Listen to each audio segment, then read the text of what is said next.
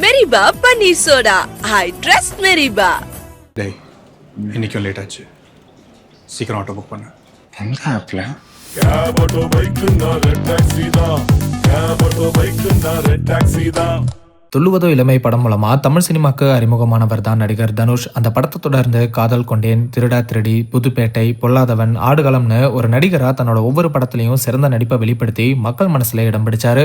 அந்த வகையில தனுஷ் அவர்கள் இப்ப சினிமாவையும் தாண்டி அரசியலுக்கு வந்து மக்கள் சேவை செய்ய இருக்கிறதா ஒரு தகவல் சோசியல் மீடியா முழுக்க பரவி பரபரப்பை ஏற்படுத்தியிருக்கு. தமிழ்நாட்டை பொறுத்த வரைக்கும் சினிமா நடிகர்கள் அரசியலுக்கு வரது ஒரு சாதாரண நிகழ்வாதான் மக்கள் மத்தியில பார்க்கப்படுது. எம்ஜிஆர், ஜெயலலிதா, சிவாஜி, விஜயகாந்த், டிஆர், சரத்குமார், கமல்ஹாசன், தளபதி விஜய்னு இப்படி பல நடிகர்கள் அரசியலுக்கு வந்திருக்காங்க. குறிப்பா விஜய் அவர்கள் இப்போ தமிழக முதல்வர் ஆகி இருக்கிறது பலரால வியந்து பார்க்கப்படுது. அதே சமயம் விஜய் அவர்களை தொடர்ந்து பல நடிகர்கள் அரசியலுக்கு வரலாம் அப்படின்னு சோசியல் மீடியால பேசப்படுது. சமீபத்துல கூட ராகவா லாரன்ஸும் அரசியலுக்கு வரப்போறதா தகவல் வெளியாச்சு. இந்த ஒரு சூழ்நிலையில நடிகர் தனுஷ் அரசியலுக்கு வர இருக்கிறதா சொல்லி செய்திகள் வெளியாகி பரபரப்பை ஏற்படுத்தியிருக்கு. அதுக்கு காரணம் சமீபத்துல தனுஷ் அவர்களோட ஃபேன்ஸ் கிளப் மூலமா அதிகாரப்பூர்வமா கொடி ஒண்ணு வெளியிடப்பட்டுச்சு. வெள்ளை மற்றும் சிவப்பு நிறத்துல இருக்கிற அந்த கொடியில தனுஷோட போட்டோ பிரிண்ட் பண்ணப்பட்டிருக்கு. மேலும் அவரோட போட்டோ பின்னாடி ஒரு ஸ்டார் சிம்பிளும் இருக்கு.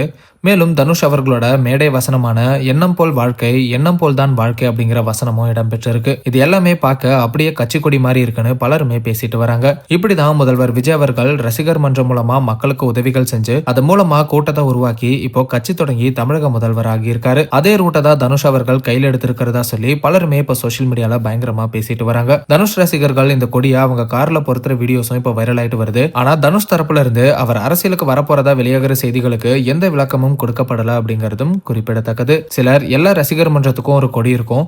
அந்த வகையில தனுஷ் அவர்களோட ரசிகர் மன்றத்துக்கும் கொடி வெளியிட்டு இருக்காங்க.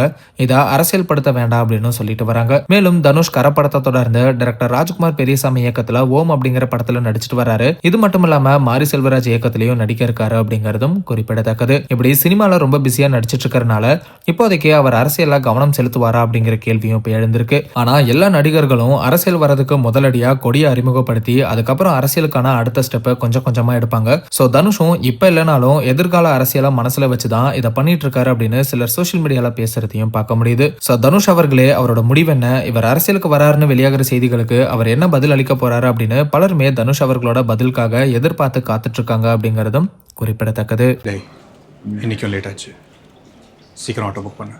எந்த ஆப்ல? Cab auto bike na red taxi da.